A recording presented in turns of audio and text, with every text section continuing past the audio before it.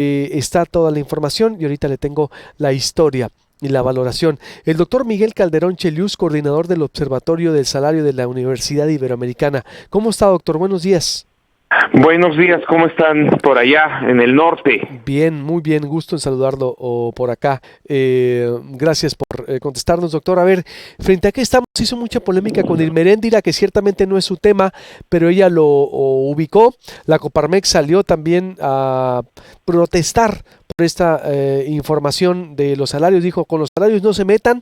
Primero, ¿cuál es su opinión de lo que ocurre y cómo están los salarios? ¿Habrá un indicador de cómo están los salarios ahorita comparados de IP y el gobierno? ¿O la IP puede ganar lo que quiera y nadie se tiene que meter con ella, doctor? Mira, yo creo que lo primero que habría que decir es que efectivamente yo creo que ella se enredó y empezó a hablar de una serie de cosas y empezó a enredarse y yo creo que los funcionarios tendrían que aprender a que efectivamente a veces se equivocan y simplemente decir, me equivoqué en lo que dije, en lo que me metí y no fui claro y ya, porque le he escuchado a ella decir que no, que es una fake news, que ella no dijo eso, y ciertamente me da la impresión que ella no quería decir eso, pero evidentemente lo que está registrado es que dijo eso, ¿verdad? Entonces yo creo que eso es lo primero. Lo segundo es, mira, es que hay dos discusiones que son distintas ahí. Ella discutió por el lado que han estado defendiendo los altos salarios en el gobierno federal, argumentando que reducirlos implica que muchísimos funcionarios se vayan a la iniciativa privada porque los salarios en la iniciativa privada son mucho mejores. En ese contexto estaba la discusión, comparando, digamos, los salarios de los funcionarios contra los salarios de ejecutivos de la iniciativa privada. Para empezar, yo no sé si realmente la iniciativa privada tendrá la capacidad de absorber a tantos funcionarios públicos y si los funcionarios públicos tendrán las habilidades y capacidades que requiere la iniciativa privada en el terreno de esos altos salarios. Eso me parece que es un discurso que muchas veces los funcionarios dicen como si realmente se los estuvieran arrebatando en la iniciativa privada, dadas sus enormes capacidades, que en todo caso están desarrolladas para el sector público y no para el sector privado. Eso es un primer elemento. El segundo elemento es, fíjate que es muy interesante la discusión porque salen a defender lo importante que es que la iniciativa privada dé buenos salarios. Pero lo que sale de la ecuación son los salarios de los trabajadores. Yo creo que está muy bien que la iniciativa privada dé los salarios altísimos que quiera dar, pero el problema está en los enormes diferenciales que hay entre los salarios de los trabajadores y los altos salarios de los ejecutivos en la iniciativa privada. Creo que esa es la verdadera discusión. La discusión no tiene que ver con si la iniciativa privada da mejores salarios que el gobierno o si el gobierno da mejores salarios que la iniciativa privada.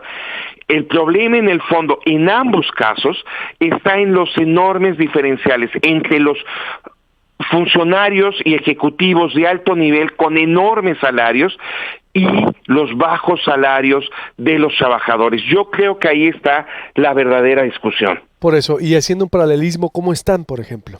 ¿Hay un indicador, la desproporción de unos y otros? Tú tienes ejecutivos en la iniciativa privada que ganan más de $1 millón al mes, que esto es impensable para cualquier trabajador en México. En la industria automotriz, por ejemplo, ¿no? Tienes estas diferencias que implican muchísimas veces más salario que un trabajador de base en la industria automotriz. Comparado con en el caso de los ministros, que para que tú te des una idea, un trabajador de salario mínimo necesita trabajar durante 18 años para llegar a los niveles que gana un ministro de la Corte en un mes. O sea, el diferencial es increíble en ese sentido. O un trabajador de salario promedio que necesita trabajar durante casi 8 años para llegar al salario integrado, ya con todos las compensaciones, etcétera, que tienen un ministro de la Corte. Probablemente el sueldo del ministro de la Corte esté bien, incluso podríamos decir, ay, qué poquito ganan, pero el problema es que estamos en un contexto de enorme pobreza y de salarios pauperizados durante los últimos años. Y ese es, me parece, el enorme problema que tenemos. Estos enormes diferenciales, y es lo que tenemos que atacar. Los más altos son estos diferenciales. Los más altos son de la industria automotriz, donde ganan más en la IP. No, mira, no tengo el dato preciso en este momento, pero ese es un caso, porque además tienes muchos ejecutivos en la industria automotriz que en realidad vienen desde la casa matriz en Alemania, en Estados Unidos, en Japón, y que tienen sus sueldos. Pero para que tú te des una idea, los trabajadores de ahora con el Tratado de Libre Comercio, con la nueva versión del Tratado de Libre Comercio, se está estableciendo estos lugares de 16 horas, de $6 por hora como mínimo para parte de la producción de la industria automotriz. Eso para un trabajador implicaría estar ganando alrededor de 80,000 pesos mensuales. Bueno, eso es un salario que un trabajador de la industria automotriz en México pues no ni lejanamente aspira, ¿no? Entonces ese es el diferencial.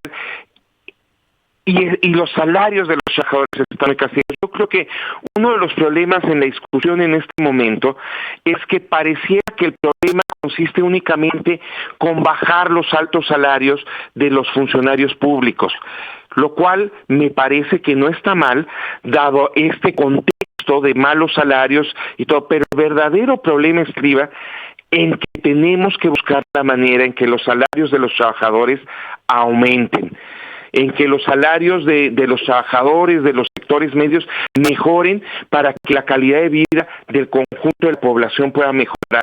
Creo que la discusión se ha resultado un poco pensando que es suficiente bajar, como digamos, igualar bajando los salarios, lo cual, insisto, no me parece mal en principio, pero el problema es el contrario. El problema es cómo subimos los salarios.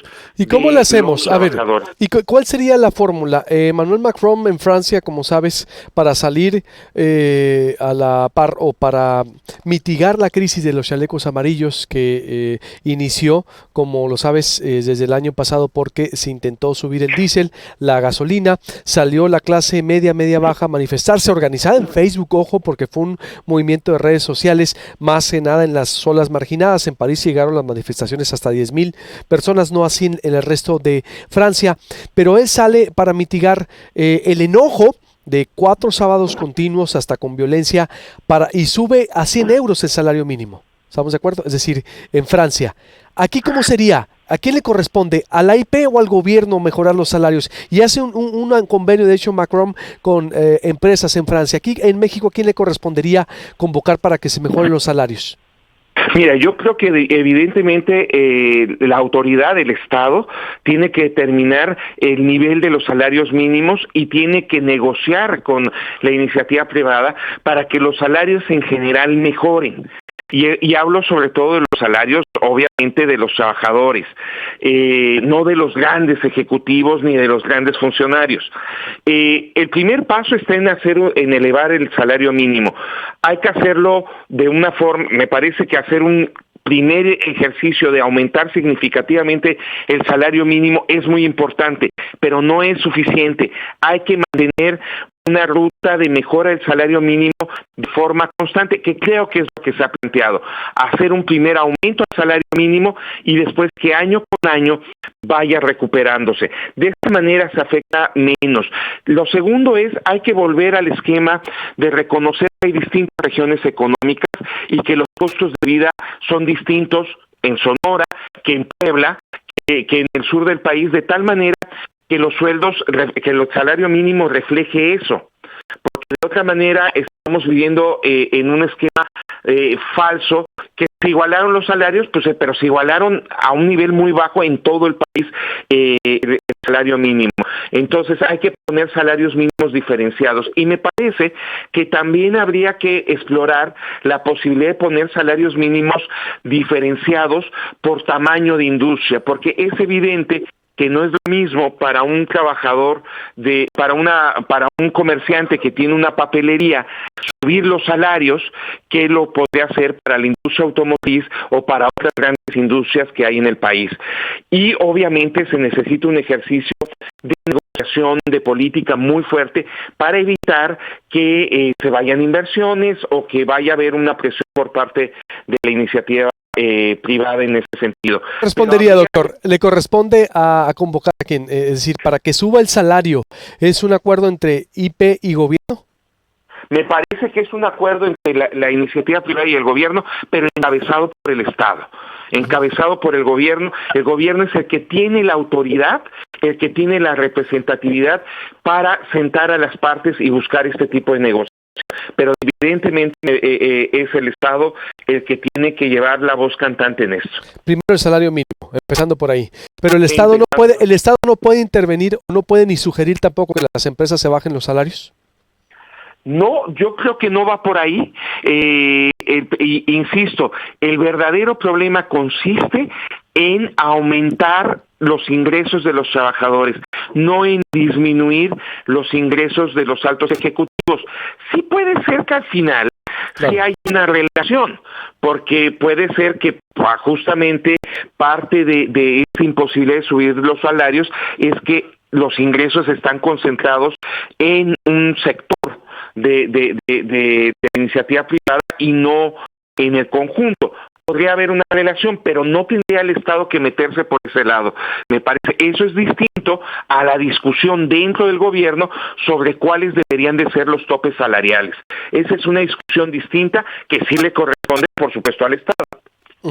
Por eso el Estado, entonces, equilibrio, ¿no? El respeto, entonces, como dices, no es la salida no es que se bajen los salarios los que ya ganan mucho en la IP. Por ahí no es el debate, para que quede claro. No, por ahí no es el debate, pero además hay que insistir en una cosa. Tanto en el sector público como en el sector privado, los defensores de los altos salarios han hablado de dignidad, de reconocimiento al trabajo. Bueno, esas mismas palabras y esos mismos conceptos deberían de trasladarse a la discusión de los salarios de los trabajadores. Los trabajadores necesitan salarios dignos, necesitan reconocimiento a su esfuerzo, a su trabajo, y eso hoy no está sucediendo en México. Muy bien, pues te agradezco mucho, doctor, y estamos en contacto para seguir analizando. Un abrazo a todos por allá. Igualmente, gracias. Ya escuchamos al doctor Miguel Calderón del Observatorio. Acaba de ocurrir en Francia la presión social a Emmanuel Macron, que lo están viendo como como dicen, la arrogancia del primer lugar de la clase o el más aplicado de la clase, decía por allá los franceses. Hay una crisis muy seria en